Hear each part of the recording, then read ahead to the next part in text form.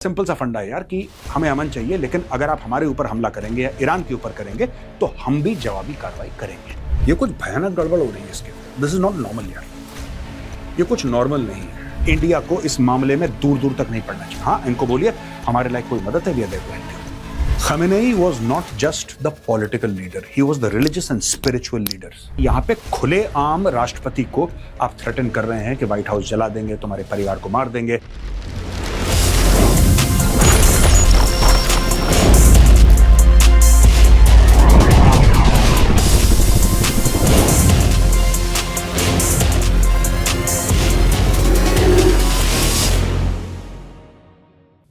जय हिंद दोस्तों, मैं हूं मेजर गौरव आर्य और आप देख रहे हैं द चाणक्य डायलॉग्स। आज 9वां दिन है दोस्तों, today is the 9th day और लगातार दर लगातार अटैक्स खत्म होने का नाम नहीं ले रहे। इस बार यूएस ने एनर्जी इंफ्रास्ट्रक्चर को टारगेट किया और ये वही इंफ्रास्ट्रक्चर है जिसके लिए ईरान ने धमकी दी थी कि अगर तुम ऐसा करोगे तो हम बाबल मंदेब को बंद कर देंगे। This was very serious attack. ये भी हम आपको मैप पे बताएंगे कि कहां हुआ, कैसे हुआ ये अटैक। और ईरान ने भी वही करा जो ईरान करता चला आया है।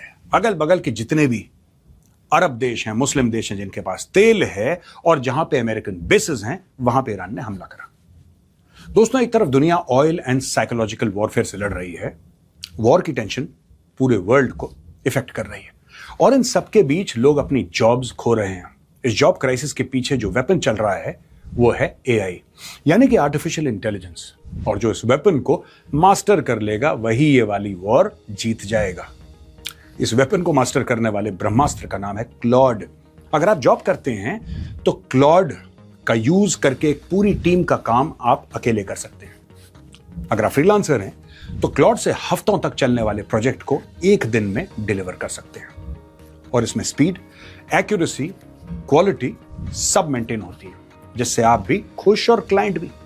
और अगर फाउंडर हैं तो एक टीम का काम तो क्लॉड से ही करवा सकते हैं, यानी कि क्लॉड के यूज से आप लो कॉस्ट में फास्ट एग्जीक्यूशन और ज्यादा प्रॉफिट कमा सकते हैं। यह केवल एक एआई टूल नहीं है, बल्कि आने वाले 10 सालों का इंफ्रास्ट्रक्चर है जिसमें गूगल, अमेजॉन सब इंटरेस्टेड हैं और बिलियंस ऑफ डॉलर्स का इन्वेस्टमेंट भी कर रहे हैं। तो अपने फ्यूचर को सिक्योर और कॉम्पिटिटिव बनाने के लिए ज्वाइन कीजिए 16 घंटों की ये 2 दिन की complete Claude live training workshop इस सैटरडे एंड संडे सुबह 10 बजे से शाम 7 बजे तक। इसका रजिस्ट्रेशन लिंक डिस्क्रिप्शन और पिन कमेंट में है।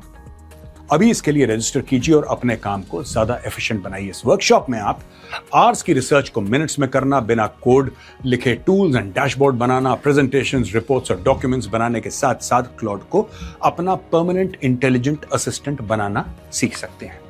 यह हाई एंड ट्रेनिंग इस वीडियो के पार्टनर आउटस्किल ने द चाणक्य डायलॉग के व्यूअर्स के लिए बिल्कुल फ्री रखी है।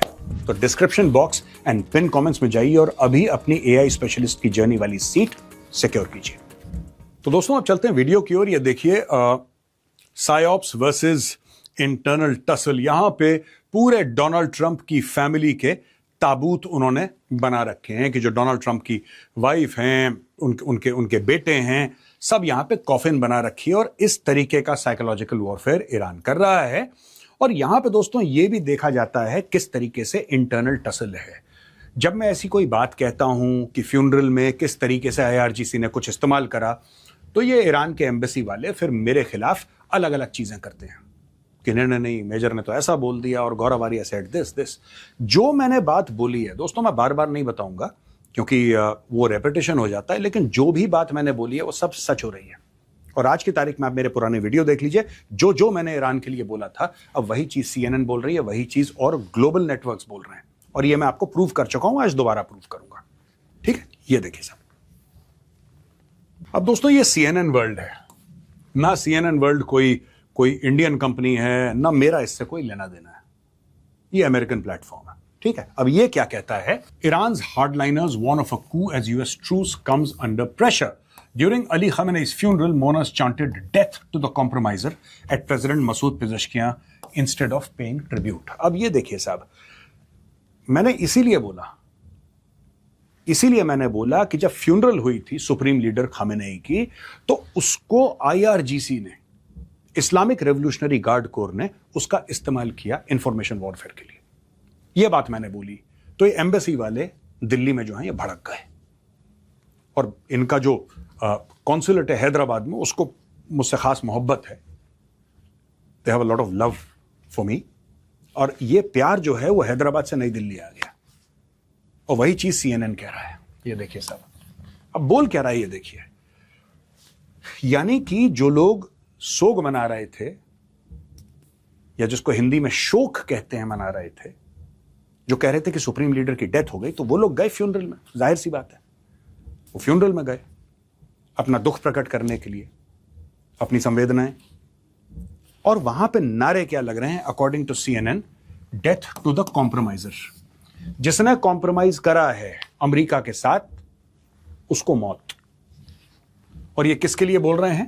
अपने राष्ट्रपति मसूद पेज़ेश्कियां के लिए। और ये बात जब मैंने बताई थी कि IRGC इस्तेमाल कर रहा है, तो गौरव आर्या गलत न्यूज दे रहा है। ठीक है, और आप देख सकते हैं उनका जो ट्वीट मेरे खिलाफ है, आप अपने स्क्रीन पे देख सकते हैं। ये वो ट्वीट था। अब ये देखिए साहब, जो फॉरेन मिनिस्टर हैं उनके, Abbas Araghchi, was pelted with rocks. Abbas Araghchi ये एक ऐसा आदमी है जो चाहता है कि डिप्लोमेसी से पीस हो जाए, क्योंकि ये डिप्लोमेट है। पेज़ेश्कियां भी चाहते हैं कि पीसफुल सेटलमेंट हो जाए, गालिबाफ भी चाहते हैं कि पीसफुल सेटलमेंट हो जाए। तीनों के तीनों, specially Abbas Araghchi, because he is a professional diplomat, और वो वहां के विदेश मंत्री हैं ईरान के, ये चाहते हैं कि इनका सिंपल सा फंडा है यार कि हमें अमन चाहिए, लेकिन अगर आप हमारे ऊपर हमला करेंगे या ईरान के ऊपर करेंगे तो हम भी जवाबी कार्रवाई करेंगे, राइट? और हम अमन के लिए तैयार हैं, हम डिप्लोमेसी के लिए तैयार हैं। This is what, to the best of my knowledge, Sayyed Abbas Araghchi has always said. He has always pushed for a diplomatic solution which is honorable for Iran. This is what I have seen. अब इसमें होता क्या है दोस्तों, मैं आपको बताता हूं। इनके ऊपर पत्थर फेंके गए, अब्बास अरिक्ची के ऊपर, और इनको एक ट्रेटरस सेल आउट। ट्रेटरस सेल आउट क्या होता है, फिर से बता रहा हूं, CNN बोल रहा है। मैं एम्बेसी, ईरान की एम्बेसी जो नई दिल्ली में, भाई मेरे ऊपर मत भड़कना, मैंने आपको बता दिया किसने बोला है, आप जाके ऑनलाइन चेक कर सकते हैं। अच्छा, ट्रेटरस सेल आउट का यह मतलब है कि यह गद्दार है और इसने अपने कौम को, अपने देश को बेच दिया। That is a traitorous sell out. ठीक है जी। After negotiating the ceasefire and sanctions relief with the US, radical hardliners claim Iran's wartime leaders are carrying out a soft coup by negotiating with Washington. यानी कि अब ये देखें ना, एक एक लाइन इसमें बड़ी इंपॉर्टेंट है दोस्तों। और आज का जो वीडियो थोड़ा सा लंबा हो जाएगा, लेकिन मैं चाहता हूं हैव सम पेशेंस, आपको बहुत मजा आएगा और बहुत, मेरे लिए बहुत सीखने के लिए इसमें। ये देखिए साहब, इनका ये कहना है कि जो वॉर टाइम लीडर्स हैं, ये वॉर टाइम लीडर्स किसको बोल रहे हैं? यानी कि जो ईरान का फेस है इस पूरी लड़ाई में, ईरान का फेस कौन है? जो आप और मैं, जो कि ईरानी नहीं हैं, वो मानते हैं कि साहब ये ईरान का फेस है, मानते हैं ना, ईरान का फेस है। वो लोग कौन हैं? अब्बास अरिक्ची, गालिबाफ, पेज़ेश्कियां। क्योंकि किसी ने मुश्तबा खमेनी की शक्ल नहीं देखी 28 फरवरी के बाद। और मेरा यह मानना है, personally believe that he is injured. Trump ने खुद बोला था his face is disfigured, I think he is alive, but I think he is injured, and because of security surrounding him they have said that कि हम बाहर नहीं ले जा सकते, बिकॉज किसी को पता लगेगा, फिर अटेम्प्ट हो सकता है उनकी लाइफ पे। इसलिए I think Iran is trying its best to protect its supreme leader. अब हुआ क्या है इसमें? ये कह रहे हैं कि जो वॉर टाइम लीडर्स हैं ये एक सॉफ्ट कू कर रहे हैं, हल्का सा कू कर रहे हैं, धीरे धीरे धीरे। यानी कि उनका यह कहना है कि एक बहुत भयानक ईरान के अंदर पावर स्ट्रगल चल रहा है, एक वर्चस्व की लड़ाई ईरान। एक लड़ाई वो है जो ईरान अमेरिका से लड़ रहा है, एक लड़ाई वो है जो ईरान अरब देशों से लड़ रहा है, एक लड़ाई वो है जो ईरान अपने आप से लड़ रहा है अंदर ही अंदर। इसके बारे में CNN वर्ल्ड ने लिखा है।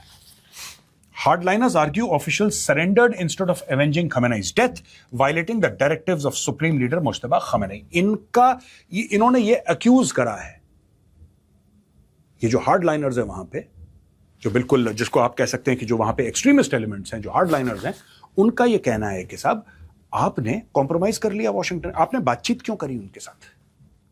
आप बातचीत कर कैसे? इन लोगों ने आपका सुप्रीम लीडर को मार दिया। ये लोग वो हैं जिन्होंने अली खमेनी को मार दिया, ये सुप्रीम लीडर थे। जो आपके लीडर का हत्यारा है, आप उससे बातचीत क्यों कर रहे हैं? हमें ये बात समझ में नहीं आ रही। ये हार्डलाइनर्स कह रहे हैं। अब हार्डलाइनर्स कह रहे हैं कि ये बदला लेने का डायरेक्टिव तो सुप्रीम लीडर मुश्तबा खमेनी का था, जिनके फादर को मार डाला एयर स्ट्राइक्स में, जिनकी वाइफ को मार डाला, बच्चों को मार डाला। अब एक बात तो मैं अमेरिका को भी कहना चाहूंगा, यार आप ऐसे बंदे से बात करना चाहते हो whose entire family you wiped out, यार। You killed his father, you killed his kids, you killed his wife, and then you say, oh, let's talk, let's have a deal. How does that work? मुझे समझ में नहीं आ रहा जो America करना चाहता है। Anyway, Mushtaba Khamenei has remained out of public view.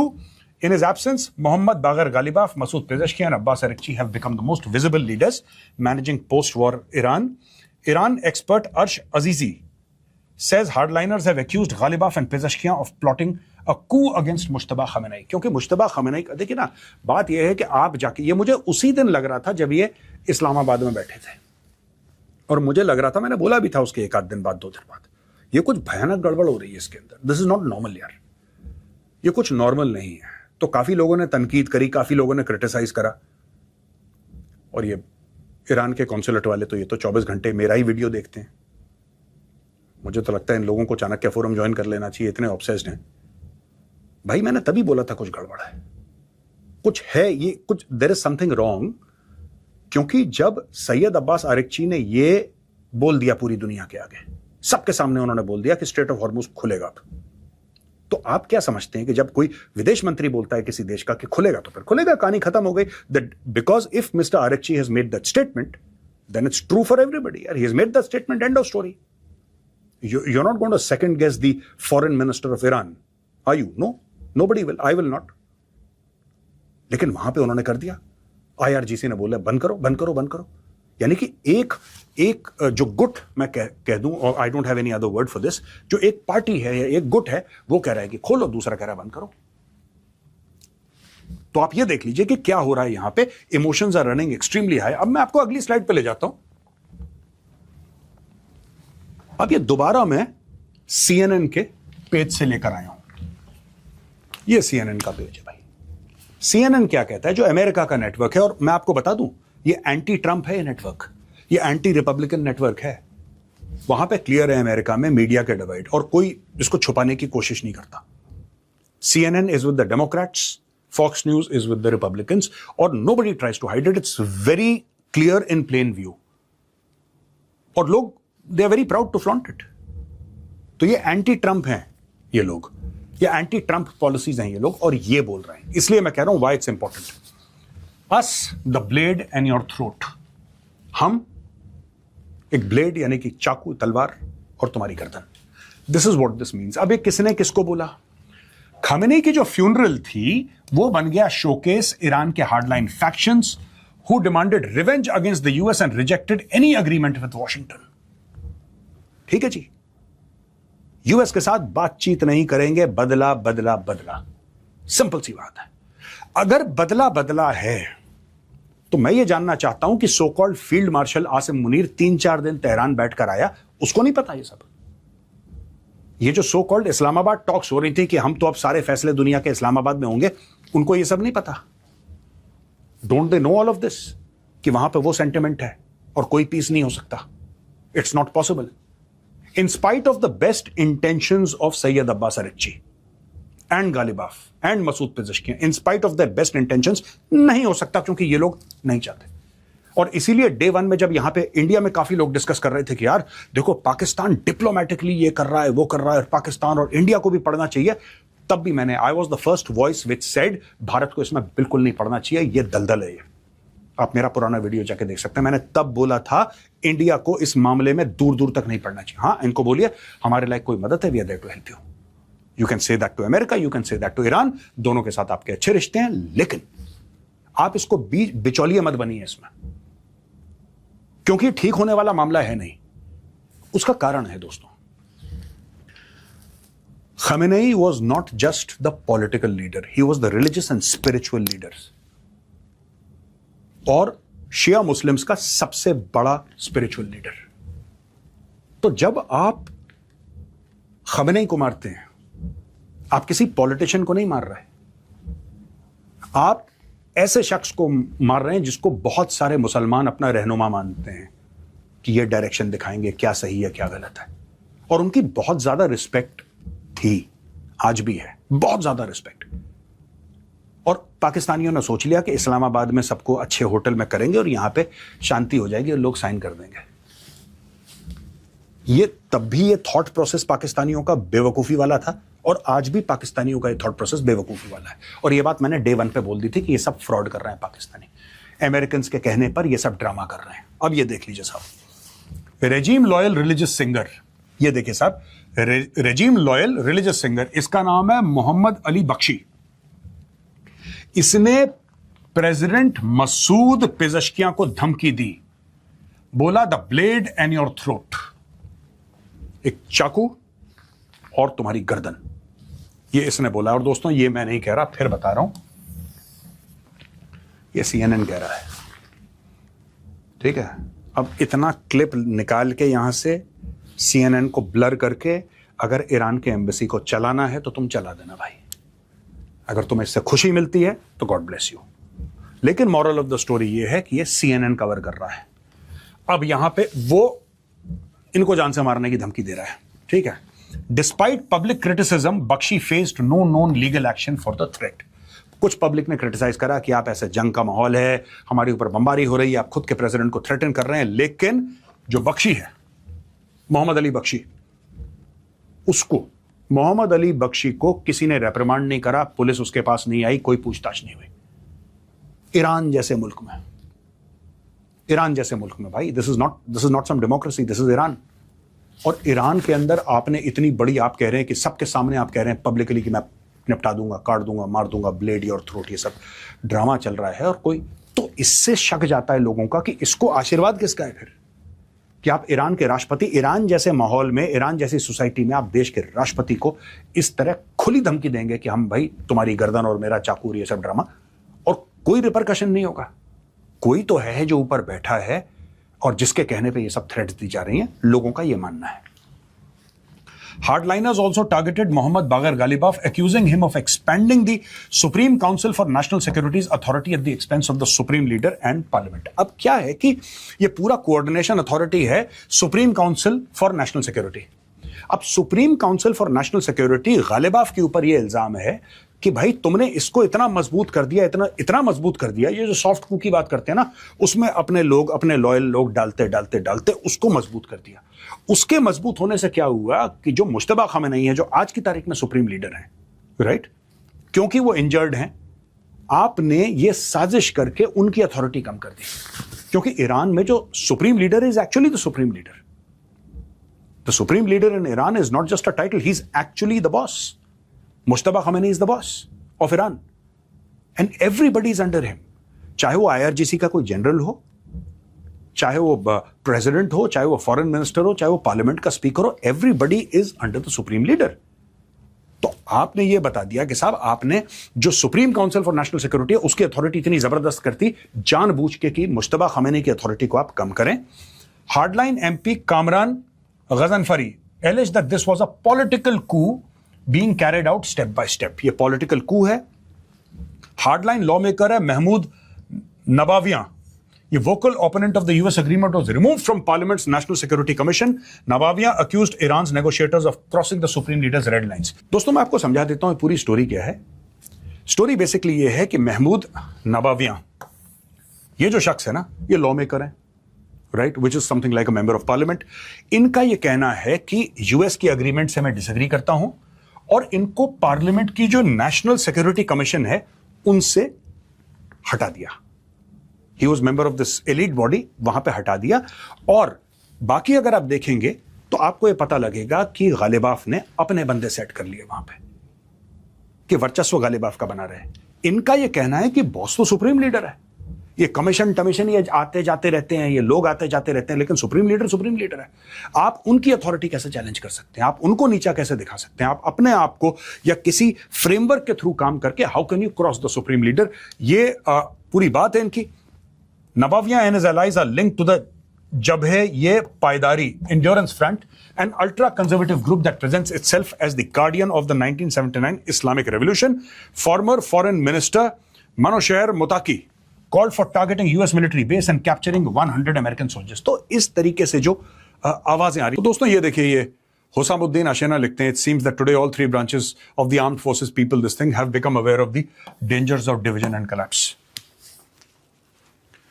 और यहां पे नबावियां, ये वाले हैं दोस्तों, ये नबावियां हैं। ये warning to the people of Iran, is a coup on the way. क्या कू हो रहा है अंदर? आपको क्या लग रहा है दोस्तों? डोनाल्ड ट्रंप इज अवेयर कि अंदर मामला ईरान का लड़खड़ा रहा है, इसलिए आप देख रहे हैं लगातार दर लगातार बमबारी कर रहा है, वो लगातार बमबारी कर रहा है, क्योंकि ईरान सिर्फ बाहरी ताकतों से नहीं लड़ रहा, ईरान अपने आप अंदर से भी लड़ रहा है। ये स्टोरी का जो जिस्ट है, जो निचोड़ है, वो यही है। यहां पे आवाजें आम हो रही हैं। यही चीज हमने फ्यूनरल जब हुई थी खमेनेई की, तब हमने देखा था। अब ये सब कर कौन रहा है दोस्तों? Who is doing all of this? ये mural in the Palestine Square in Tehran depicts death of US first family as Middle East war escalates. The banner, which has a burning White House as a backdrop, features Trump's 5 children, Ivanka, Don Jr., Eric, Tiffany, and Baron Trump. The First Lady Melania Trump, along with the US President. The banner bears the slogan "Blood for Blood" in Persian, and is the second time Iran has threatened the US President on a billboard publicly. अब कारण यह है कि अगर यही चीज आप अगर अमेरिका में होती है ना, तो इसमें कोई फर्क नहीं पड़ता, क्योंकि अमेरिका में फ्रीडम ऑफ स्पीच है, and many people in America identify as free speech absolutist. आपको जो मर्जी जो कहना है करो। कई लोग ऐसा बिलीव करते हैं अमेरिका में, सब नहीं, कई लोग बिलीव करते हैं द फ्री स्पीच एब्सोल्यूटिस्ट। वो कहते हैं कि नहीं यार, डन है, कोई दिक्कत नहीं है। पहली बात। अब इशू इसमें क्या हो जाता है कि यहां पे खुले आम राष्ट्रपति को आप थ्रेटन कर रहे हैं कि व्हाइट हाउस जला देंगे, तुम्हारे परिवार को मार देंगे। कोई कह रहा है कि मैं $10 मिलियन दूंगा, उसका सर लेकर आओ। ये सारी की सारी चीजें चल रही हैं। ये कौन करवा रहा है और क्यों करवा रहा है दोस्तों? पहली चीज आप समझ लीजिए, ईरान के समाज को, ईरान की पॉलिटिक्स को। क्या ईरान में फ्रीडम ऑफ स्पीच है? नहीं है। इसीलिए 35 से लेकर 40,000 उन लोगों ने खुद के प्रोटेस्टर्स जो थे उनको मार दिया जान से। ये आपको पता है। और ये अगेन, इसके पहले कि एम्बेसी वाले बहुत दुखी हो जाएं मुझसे, भाई आप यूरोपियन यूनियन की जो पार्लियामेंट है, आप उसकी वेबसाइट पे जाओ, देखो, एमनेस्टी इंटरनेशनल की वेबसाइट पे जाओ, यूएन की वेबसाइट पे। मुझसे बात मत करना इस मामले में, ठीक है? I am quoting facts and figures. 30,000 से 40,000 के बीच के बंदे फड़का दिए अपने खुद के। तो आपको लगता है कि जो प्रोटेस्ट के लिए बंदों को मार रहे हैं, तो ये अलाउ करेंगे कॉमन लोगों को? मेरा ये कहने का मतलब है कि ये प्रायोजित है, ये सब स्पॉन्सर्ड है।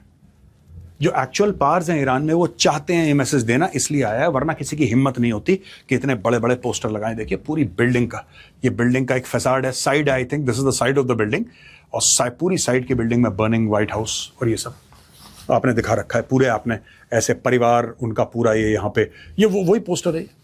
एक तरफ से थोड़ा पेड़ आ गया, यहाँ पे तो नहीं दिखा। ये डोनाल्ड ट्रंप है, इवांका ट्रंप है, ये सब लोग हैं।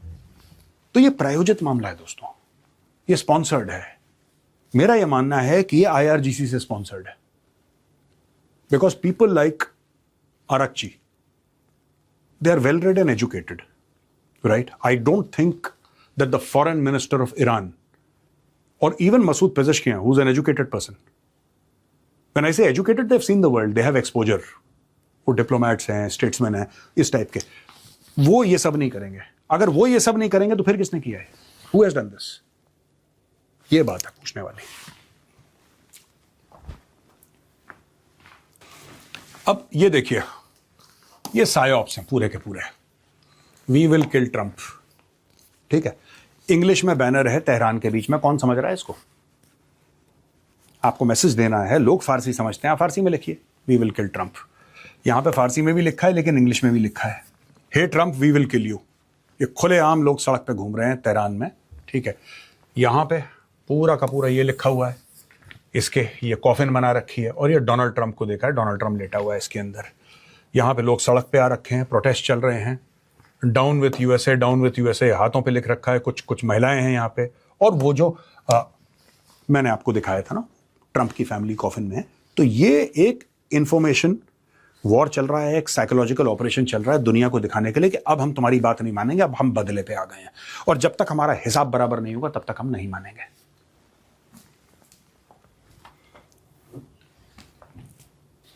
अब दोस्तों यहां पे जो 9th डे की हम बात करते हैं कि 9th डे, ये देखिए साहब 9th डे का अटैक है।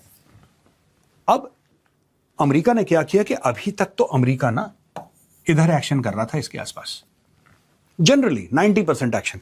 अब अमेरिका थोड़ा डीप गया है और दार्कोविन न्यूक्लियर फैसिलिटी है, इसको अमेरिका ने बॉम्ब कर दिया।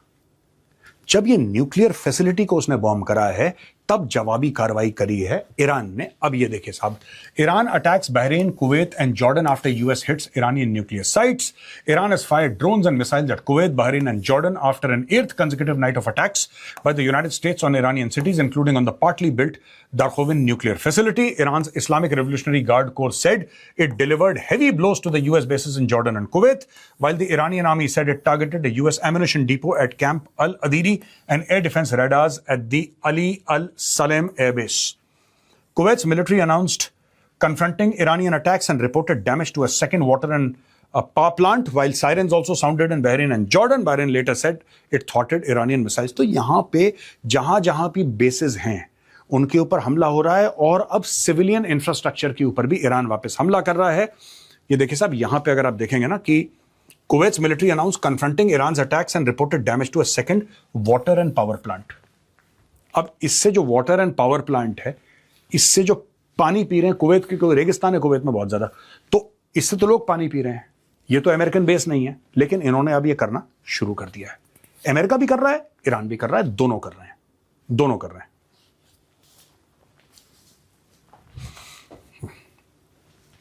अब दोस्तों यहां पे मेरे पास एक इंडियन एक्सप्रेस की स्टोरी है और द वॉल स्ट्रीट जर्नल की स्टोरी है।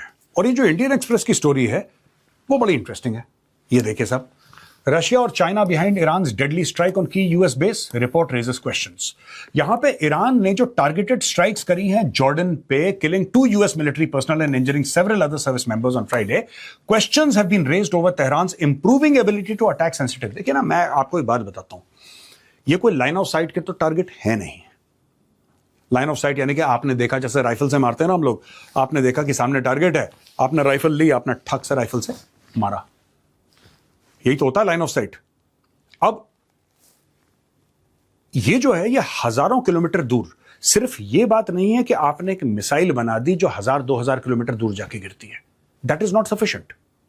ये टेक्नोलॉजी डिफिकल्ट है लेकिन मैनेजेबल है, लेकिन एक्यूरेटली कहीं पे गिरना, 1000-2000 किलोमीटर दूर जाके, जहां पे आपने एम करा है वहां पे गिरना, ये ईरानियंस को कौन सिखा रहा है? इसके लिए जो सैटेलाइट्स चाहिए, इसके लिए जो पूरा का पूरा एक इकोसिस्टम चाहिए, ये कैसे हो रहा है?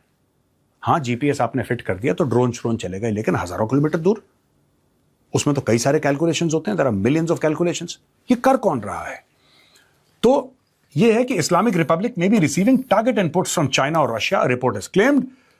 On July 17th, 2 US service members in Jordan were killed in action at a US Central Command and partner forces defended against Iranian ballistic missiles. अब ये इन्होंने बोला है कि हमारे 2 बंदे खत्म हो गए, ठीक है, लेकिन सवाल ये है कि इनको चाइना और रशिया क्या ये इनपुट दे रहा है? बिना इनपुट के ये कैसे मार रहे हैं हजारों किलोमीटर दूर? यानी कि चाइना और रशिया इनको इनपुट दे रहे हैं। और ये स्टोरी पहली बार नहीं आई, ये स्टोरी 2-3 बार पहले भी आ चुकी है। चाइना ने इनको इनपुट दिया, इन्होंने मारा। चाइना को क्या फायदा, आप पूछेंगे? चाइना को यह फायदा कि यूएस बिजी रहेगा। यूएस के जब बेसिस उड़ेंगे, यूएस बिजी रहेगा। जब यूएस बिजी रहेगा तो यूएस चाइना के ऊपर फोकस नहीं कर पाएगा, साफ सीधी बात है। That is it, 2 US troops killed. अब यही बात है जो ये कह रहे हैं ना, this is the same story of the wall Street journal, जो कि यूएस सेंट्रल कमांड ने बोला है। तो दोस्तों यहां पे अमेरिकन मौतें हुई हैं और यह कहा गया है कि the US is deploying additional F-16s, F-35 and aerial refuelling tankers to the Middle East. अब यूएस जो है ये कह रहा है कि हमें और ज्यादा हथियार वहां पे डालने हैं, यानी कि आप मान के चलिए कि लड़ाई जल्दी खत्म नहीं होने वाली। यूएस सोच रहा है कि किस तरीके से वो कार्रवाई करे कि सरकार के अंदर कू हो जाए। अच्छा, सरकार के अंदर, ईरान के अंदर कू, वो ईरान वाले खुद बोल रहे हैं, जो हार्डलाइनर्स हैं वो कह रहे हैं कि यार कू तो नहीं कर रहे। यानी कि ईरान कब तक होल्ड कर पाएगा? ईरान के अंदर डिविजन्स आ चुके हैं after the death of the supreme leader, जिनकी रिस्पेक्ट सब ईरानियंस करते थे। All Iranians respected Ali Khamenei, लेकिन उनकी डेथ के बाद वहां पे दरारें आ गई, डिविजन्स आ गए।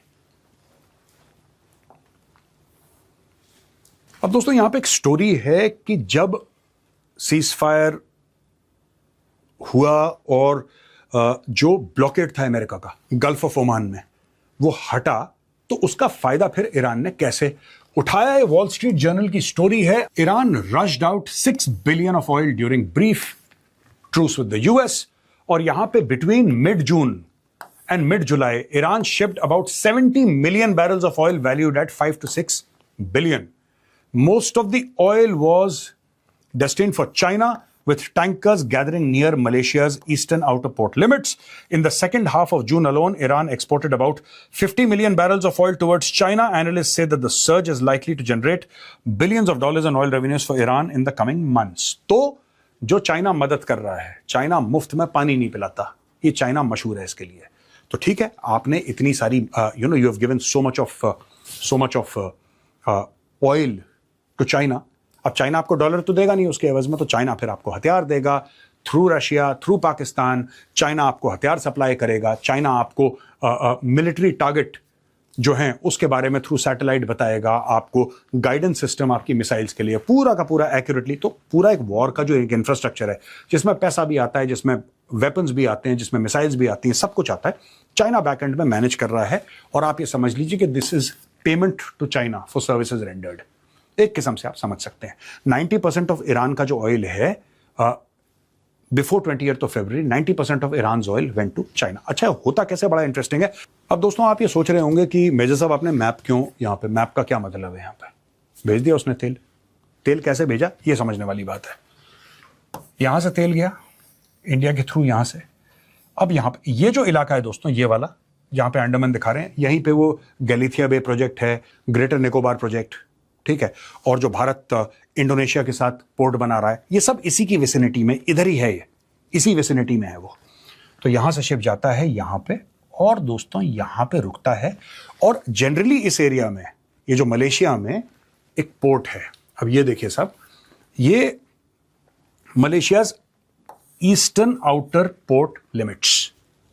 तो ईस्टर्न आउटर पोर्ट लिमिट्स, यहां पे जो जहाज आते हैं वो एक जहाज से, एक कार्गो शिप से दूसरे कार्गो शिप में तेल को डालते हैं।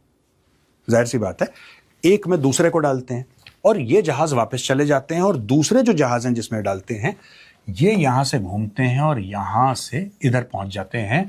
ये Qingdao, I hope I am pronouncing it correctly, Qingdao यहां पे जाते हैं। यहां पे टीपॉट रिफाइनरीज हैं, टीपॉट रिफाइनरीज छोटी छोटी रिफाइनरीज हैं, इंडिपेंडेंट रिफाइनरीज हैं कई सारी, जिसमें जितना भी लीगल इलीगल तेल जाता है ईरान का, it all ends up there.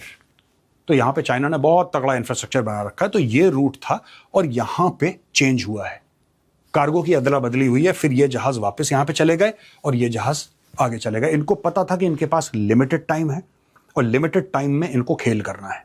तो इन्होंने क्या करा कि रास्ता लगभग अपना 40% कम कर लिया। यहां पे जहाज खड़े करे मलेशिया में, यहां से जहाज आए, यहां पे अनलोड करा, वापस, तब तक ये वापस, ये यहां पे, इस तरीके से ये लोग काम करते रहे। और काम करते करते करते इन्होंने 5 से लेकर 6 अरब डॉलर का तेल चाइना पहुंचा दिया। तो दोस्तों ये था आज का कंप्लीट वीडियो। दोस्तों जाने से पहले मैं आपको फिर याद दिला दूं कि वर्कशॉप होने वाली है, it's free of cost, artificial intelligence के ऊपर, क्लाउड के ऊपर। डिस्क्रिप्शन बॉक्स में लिंक है, जाके अपना फ्री स्पॉट बुक कीजिए। It's only available to viewers of the Chanakya Dialogues. अगर आपको पसंद आए तो इस वीडियो को लाइक कीजिए, हमारे चैनल को सब्सक्राइब कीजिए, बेल आइकन दबाना बिल्कुल मत भूलिएगा। जय हिंद, वंदे मातरम, भारत माता की जय।